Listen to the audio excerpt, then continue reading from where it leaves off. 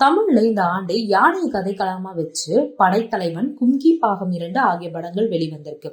படைத்தலைவன் படத்துல நடிகர் விஜயகாந்த் அவர்களுடைய மகனான சண்முக பாண்டியன் நடிச்சிருக்காரு. பிரபு சால்மன் இயக்கிய கும்கி பாகம் 2ல லிங்குசாமியினுடைய உறவினரான மதி நடிச்சிருக்காரு. இந்த 2 படங்களும் அவ்வளவா திரையரங்குல ஓடல.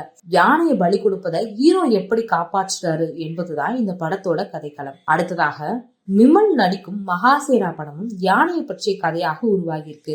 தினேஷ் கலைச்செல்வன் இயக்கும் இந்த படத்துல சேனா என்பது யானையின் பெயர். ஒரு யானை முக்கியமான கேரக்டர்ல நடிக்குது. அதை எதிரிகளிடமிருந்து எப்படி பாதுகாக்கிறாங்க, ஹீரோ எந்த ரீதியில கதையை நகர்த்திட்டு போறாரு, கூடலூர், வயநாடு, கொல்லிமலை உள்ளிட்ட காட்டு பகுதியில இந்த படப்பிடிப்பு நடந்திருக்கு. தெய்வீக இயற்கை சக்தியும் மனிதன் பேராசைக்கும் இடையான சண்டையே படத்தோட முக்கிய கருவா காட்டப்படுறாங்க. வர டிசம்பர் 12ஆம் தேதி இந்த மகாசேனா படம் வெளிவர இருக்கு. காத்திருந்து படத்தை பார்ப்போம்.